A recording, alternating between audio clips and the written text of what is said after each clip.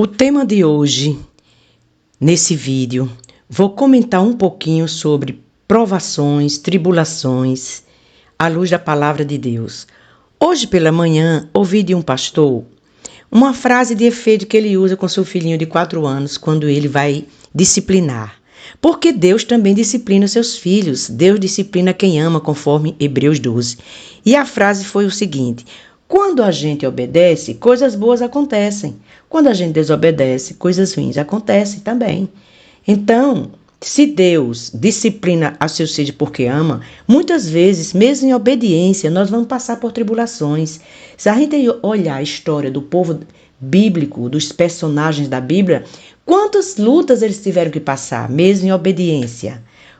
Porque Deus tem um plano a cumprir, Deus tem um propósito a cumprir. E começa a explicar, a própria palavra de Deus explica, Romanos 8, 28. Vou colocar as referências aqui e vou dizer com minhas palavras. Porque Deus diz o seguinte: todas as coisas cooperam para o bem daqueles que amam a Deus, daqueles que foram chamados segundo o seu propósito. Porque o Senhor quer que a gente se pareça com o seu Filho amado. Porque Ele nos criou à imagem e semelhança de Deus. E através da disciplina, através das provações, das tribulações, a própria palavra de Deus diz que é para provar nossa fé.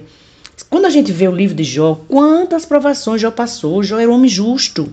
Só no final que ele veio conhecer a Deus de perto, e aí ele entendeu tudo. Quando a gente olha para a história dos profetas, quantas vezes questionamentos que eles faziam, quando Deus tinha alguma sentença para as casas de Judá, para a casa de Israel. Abacuque mesmo, ele ficou ali, arrazoando, argumentando com Deus, porque Deus ia entregar a casa de Judá nas mãos dos caldeus. Ia ficar cativo lá na Babilônia. Por quê? Pela desobediência. E Deus não vai mudar o seu plano. Mas enquanto as coisas estão acontecendo, o que a gente precisa fazer? Em vez de a gente ficar querendo achar um culpado, se culpando, para quê, Senhor? Por quê, Senhor? E tentando encontrar um culpado, a gente precisa substituir ainda que, Senhor. Como Abacuque fez, no fim ele entendeu. Ainda que a figueira não floresça, eu exultarei no Deus da minha salvação. Jó entendeu, agora eu conheço o Senhor de perto, antes era de ouvir falar. Jesus, na sua oração final, que ele orou por si mesmo, e orou pelos discípulos, e orou pelos crentes que viriam, como nós, nessa geração aqui, estamos aqui, que nós cremos em Deus e no seu Filho amado, Jesus Cristo, ele diz: buscar conhecer a Deus. Porque quanto mais você conhece a Deus, mais você conhece a si mesmo. E você vai entender quando a provação vem de Deus, ou quando foi alguma coisa também que você fez. Porque não confundir provação, tribulação com tentação. Porque Deus não tenta ninguém, está escrito na sua palavra. Nem Deus é tentado, nem a ninguém tenta. Nós somos tentados pelo nosso mau desejo que nasce no nosso coração. Tem as consequências, às vezes, dos nossos atos. Mas quantas vezes Paulo, que era um homem temente a Deus, que pregou, viveu para Cristo, ele foi provado muitas vezes. Barco naufragou com ele foi açoitado, ele foi apedrejado, ele teve que fugir para não ser morto. Quantas provações! Então o que eu digo é o seguinte: quando estiver passando por provação, não se detenha. Não se detenha. Ah, Senhor, por quê? Ah, Senhor, o que eu fiz? Ah, Senhor, quem foi que fez isso? Não. Se detém, ainda que eu esteja passando por isso, Senhor. Eu sei que é para aperfeiçoar a minha fé. Porque tua palavra diz, Senhor, está escrito. E você tem que citar a palavra, como eu disse naquele vídeo anterior.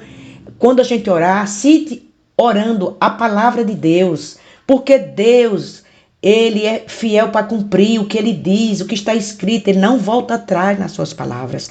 Então, quando você está passando tribulação, faça o seguinte: apele para a sua misericórdia, como está lá escrito em Lamentações 3:22. Graças ao grande amor do Senhor é que não somos consumidos, pois as suas misericórdias são inesgotáveis. Renovam-se a cada manhã, grande é a sua fidelidade. Como Davi disse lá no Salmo 23, ainda que eu ande pelo vale da sombra da morte, não temerei mal algum, porque o Senhor está comigo, a tua vara e o teu cajado me consolam. Como Abacuque disse, ainda que a figueira não floresça, eu me alegrarei no Senhor, no Deus da minha salvação. Busque conhecer o Senhor. O Senhor Jesus disse assim na sua última oração: olhe para Jesus, o autor e consumador da nossa fé. Não perca a esperança. enquanto estivermos nessa terra, vamos passar por lutas. Nós não temos que ter o foco nas circunstâncias, sim no Senhor. Olha o que ele disse: esta é a vida eterna, que te conheça, o único Deus verdadeiro, e a Jesus Cristo a quem enviaste.